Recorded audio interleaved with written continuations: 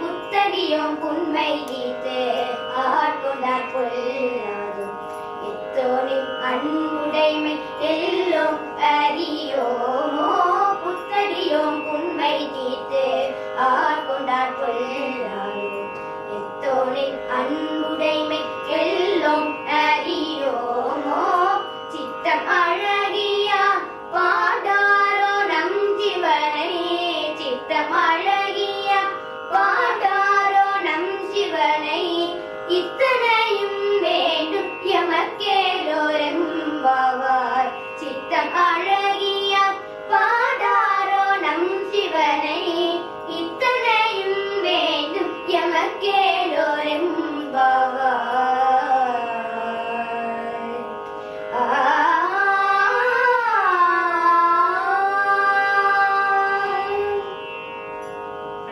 அனைவருக்கும் வணக்கம். மார்கழி மாதத்தின் 3வது நாளான இன்று திருவெம்பாவையின் 3வது பாடலை குறித்து நாம் சிந்திக்க இருக்கின்றோம். முத்தண்ண வெண்ணகையாய் முன்வந்து எதிரெழுந்து என் அத்தன் ஆனந்தன் அமுதன் என்று அள்ளூரி தித்திக்க பேசுவாய். தூங்கிக் கொண்டிருக்கும் ஒரு தோழியை பார்த்து இறைவனை வணங்க சென்று கொண்டிருக்கும் தோழிகளுள் ஒத்தியானவள், முத்து அன்ன வெண்ணகையாய், முத்து போன்ற பற்களை உடையவளே, முத்தன்ன வெண்ணகையாய் முன் வந்து எதிரெழுந்து என் அத்தன் ஆனந்தன் அமுதன் என்று அள்ளூரி தித்திக்க பேசுவாய்.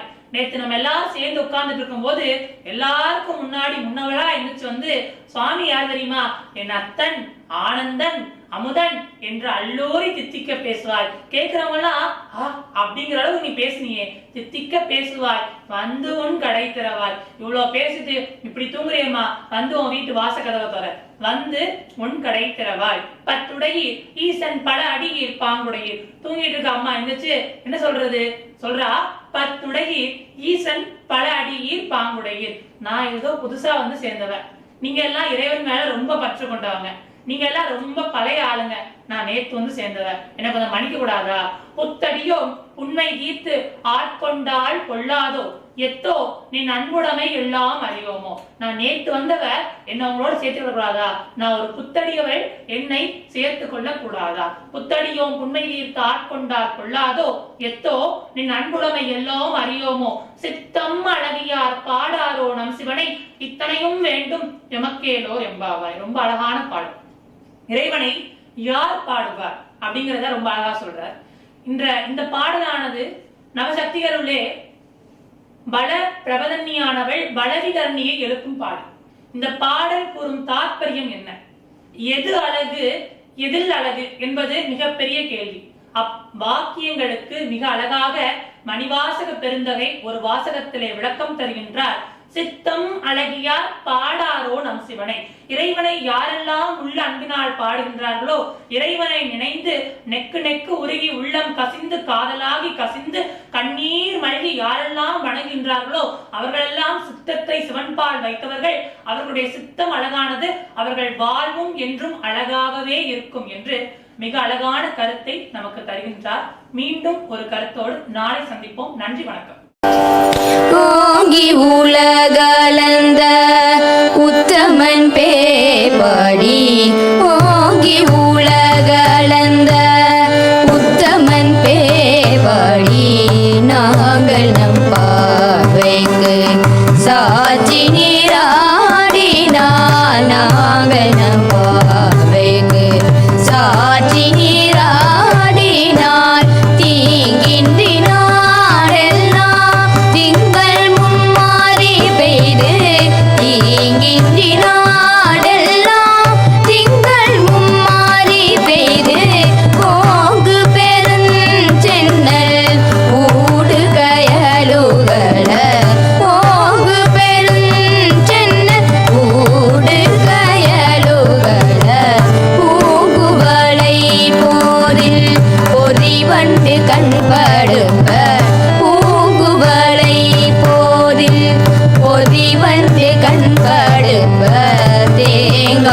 புக்கிருந்து சீத்த மூளை பற்றி தேங்காதே புக்கிருந்து சீத்த மூளை பற்றி மாங்க குடம் நிறைக்கும் வள்ளல் பேரும் பசுக்கள் வாங்க குடம் நிறைக்கும் வள்ளல் பேரும் பசுக்கள் நீங்காத செல்வம் நிறைந்தேலோரெம்பாவாய் நீங்காத செல்வம் நிறைந்தேலோரெம்பாவாய் ஓங்கி உலகளந்த உத்தமன் பேர் பாடி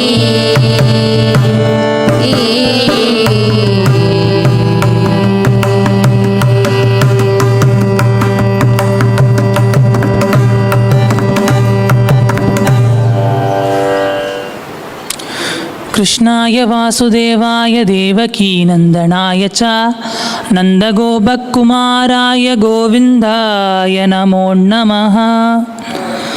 அனைவருக்கும் எனது அன்பு கலந்த வணக்கங்கள்.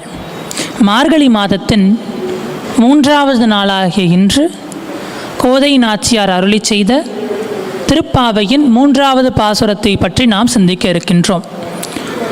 ஓங்கி உலகளந்த உத்தமன் பேர்பாடி நாங்கள் நம் பாவைக்கு சாற்று நீர் ஆடினால் தீங்கின்றி நாடெல்லாம் திங்கள் மும்மாறி பெய்து என்று பாடுகின்றாள். ஓங்கி உலகளந்த உத்தமன் பேர்பாடி. இப்பொழுது நாச்சியார் கூறுகின்றால், பெண்களே வாருங்கள், நாம் எல்லாம் யாரை பற்றி பாடப்போகின்றோம் தெரியுமா? ஓங்கி உலகத்தை அளந்த உத்தமன். ரொம்ப ஆழமான பொருள் கொண்ட ஒரு வாக்கியம். ஓங்கி உலகு அளந்த உத்தமன். உத்தமன் என்றால் என்ன? உலகளந்தவன் என்றால் என்ன?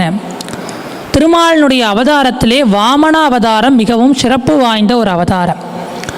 காஷ்யபருக்கும் அதிதிக்கும் பிறந்த தேவர்களை மகாபலி சக்கரவர்த்தி போரிலே வென்றார்.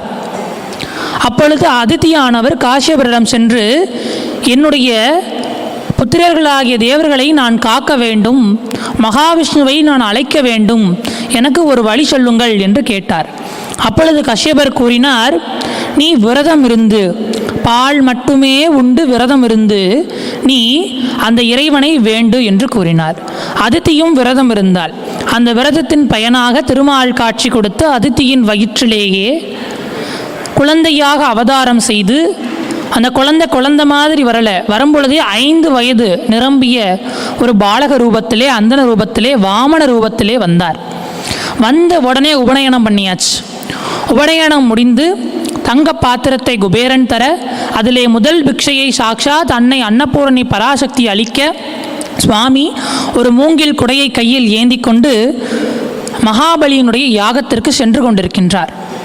அப்போ மகாபலி சுவாமிக்கு ரொம்ப கஷ்டமாக இருந்த காரியம் என்னென்னா, சத்தியம் எங்கே இருக்கின்றதோ, தர்மம் எங்கே இருக்கின்றதோ அதை இறைவனால் எதிர்த்து செல்ல இயலாது. மகாபலி எந்த தவறும் செய்யவில்லை, அவன் சத்தியவான். ஆதலால் அவனை அழிப்பதற்கு ஒரு வழி கூட கண்ணனுக்கு கிடைக்கவில்லை.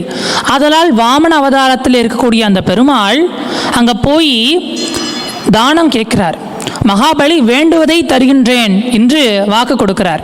அப்போ என்ன வேணும்னு கேட்ட பொழுது, எனக்கு 3 அடி மண்ணை கொடு அப்படின்னு கேட்டார். 3 அடி மண்ணை கொடுன்னார். சுக்கராச்சாரியார் சொன்னார், இவனை பார்த்தா சாதாரணமாக தெரியல, நீ கொடுக்காதே அப்படின்னார். இல்லை கேட்டுட்டார், நான் கொடுக்கணும்னு அந்த கமண்டலத்தை எடுத்து தாரை வார்க்கும் பொழுது சுக்கராச்சாரியார் அந்த கமண்டலத்துக்குள்ளே வண்டாக சென்று அடைத்து கொண்டார். அப்போ சுவாமி ஒரு புல்லை எடுத்து குத்தினார். அதனால தான் சுக்கராச்சாரியாருக்கு ஒரு கண் இல்லை. யாருக்கு புல்லும் ஆயுதம்? வல்லவனாகிய அந்த கண்ணனுக்கு புல்லும் ஆயுதம். புல்லை வச்சு தடையை நீக்கினார். அப்போ தானம் கொடுத்தாச்சு. இப்போ நான் அளக்கவான்னு கேட்டார். வாமனாக இருந்த பெருமாள் கேட்டார். தாராளமாக அப்படின்னார். விஸ்வரூபம் எடுத்தார். வானத்துக்கும் பூமிக்கும் பச்சை மா மலை போல் மேனி பவளவாய் கமலச்செங்கன் அச்சுதா அமரர் ஏரே ஆயிரதம் கொழுந்தே என்னும் இச்சுவை தவிர யான் போல் இந்திர லோகமாலும் அச்சுவை பெரிதும் வேண்டேன் அரங்கமாநகருளானே. அப்போ அந்த விஸ்வரூபத்திலே ஒரு அடியால் பூமியை இழந்தார், ஒரு அடியார் வானத்தை இழந்தார், இன்னும் ஒரு அடி இருந்தது. கேட்டார் மகாபலிட்ட, இன்னும் ஒரு அடி இருக்கே, எங்கே வைக்க? சுவாமி என் தலைமையில வைங்க அப்படின்னார். அதான் ஓங்கி உலகளந்த உத்தமன். அப்பேற்பட்ட உத்தமனை நாங்கள் பாடச் சென்று கொண்டிருக்கின்றோம். பூங்குவளை போதில் பொறிவண்டு கண்கடுப்ப தேங்காதே பூக்கிருந்து சீர்த்த முளை பற்றி வாங்க குடம் நிறைக்கும் வள்ளல் பெருபசுக்கள் நீங்காத செல்வம் நிறைந்தேலோர் எம்பாவாய். இந்த கண்ணனை நாங்கள் பாடுகின்றோம். அவனை பாடினால் நீங்காத செல்வம் எங்கும் நிறையும், வாருங்கள் என்று கோதை பிராட்டி இந்த பாடலிலே அழைக்கின்றார். நாளை 4வது பாசுரத்தில் சிந்திப்போம். நன்றி, வணக்கம்.